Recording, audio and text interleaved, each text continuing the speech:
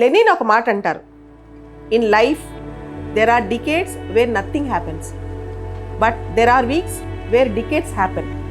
అంటే జీవితంలో కొన్ని దశాబ్దాలు, చాలా చాలా సంవత్సరాలు ఏమీ జరగదు, స్తబ్దుగా ఉంటాం, మనం పని చేస్తూనే వెళ్తాం, కానీ ఫలితం కనిపించదు. కానీ జీవితాల్లో కొన్ని సందర్భాల్లో, కొన్ని మూమెంట్స్, కొన్ని రోజుల్లోనే, కొన్ని వారాల్లోనే జీవితం మొత్తం మనకు అక్కడ కనిపిస్తుంది. అంతా మనం అక్కడ చూసేస్తాం అన్నమాట. చాలా సందర్భాల్లో 20 సంవత్సరాలు 30 సంవత్సరాలు గడుస్తూ ఉంటాయి. ఫెయిల్యూర్స్ ఎదురుపడుతూ ఉంటాయి. ఎంత శ్రమించినా ఫలితం కనిపించదు. కానీ మనం ఆ పరిగెత్తే కొందికి చివర్లో అలసిపోతాం, ఇంకా చాలే ఫలితం కనిపించట్లేదు అనుకుంటాం.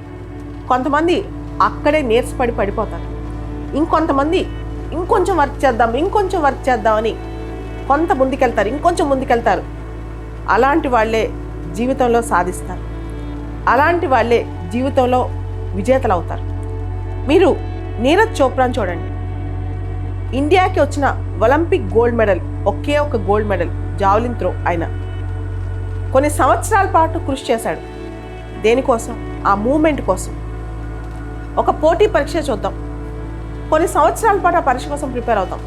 కానీ ఎగ్జామ్ అనేది 2 గంటలు ఉండొచ్చు, 4 గంటలు ఉండొచ్చు. దానిలోనే మన ప్రతిభంతా తెలిసిపోతుంది. అంటే ఒక ఆటగాడికి, ఒక క్రీడాకారుడికి 1 క్షణం 2 క్షణాలు ఎంత ఇంపార్టెంటో, ఒక ఉద్యోగ అభ్యర్థికి ఆ 2-3 గంటలు అంత ఇంపార్టెంట్. సో సంవత్సరం మొత్తం మనం చదివేది ఒక ఎత్తు, పర్ఫార్మెన్స్ ఒక ఎత్తు అనమాట.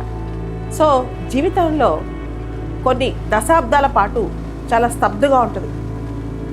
ఈ స్టేట్మెంట్ చూడంగానే నాకు నా లైఫ్ గుర్తొస్తుంది. నేను పుట్టినప్పటి నుంచి నేను సివిల్ సాధించేంత వరకు నా లైఫ్ మొత్తం చాలా స్తబ్దుగా ఉండేది, చాలా ఎలినేటెడ్గా ఉండేది. ఇన్ఫ్యాక్ట్ ప్రపంచానికి చాలా దూరంగా బతికేదాన్ని. ఒకసారి ఆ సివిల్స్ ఎగ్జామ్ నేను ఏదైతే అనుకున్నానో, ఎన్ని ఛాలెంజెస్ వచ్చినా ఆ ఎగ్జామ్ని పట్టుదలతో నేను రాశాను. ఎగ్జామ్ రాసేటప్పుడు కూడా నాకు చాలా ఛాలెంజెస్ వచ్చాయి.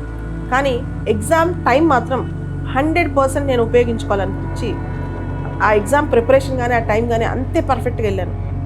సో జీవితంలో ఒక 20 సంవత్సరాల కాలం ఎన్ని కష్టాలు వచ్చినా, ఎన్ని అవమానాలు వచ్చినా, ఎన్ని సవాళ్ళు వచ్చినా కామ్గా భరించటం, తర్వాత మనం ఏదైతే చూపించాలనుకున్నామో ప్రపంచానికి అది చూపించగలగటం. ఆ చూపించినప్పుడు ఆ శ్రమ అంతా, మనం పడిందంతా 1 గంటలో చూపించాల్సి రావచ్చు. ఆ టైంలోనే మనిషి యొక్క నిజమైన పట్టుదల కనిపిస్తుంది. ఆ టైంలో ఆ సక్సెస్ కానీ, లేదా మనం ఫేస్ చేసిన ఆ ప్రపంచంలో ఆ మొత్తం మన ఎక్స్పీరియన్స్ అంతా కూడా కొన్ని రోజులు, కొన్ని వారాల్లో మొత్తం ఒకటేసారి బయటపడుద్ది అనమాట. సో దానికోసం ఒక్కోసారి కొంతమందికి ఇది 30 ఏళ్ళు పట్టొచ్చు, 40 ఏళ్ళు పట్టొచ్చు. సక్సెస్ రావాలన్నా, లేదా ఒక ఎక్స్పీరియన్స్ మనకి రావాలన్నా టైం పట్టొచ్చు.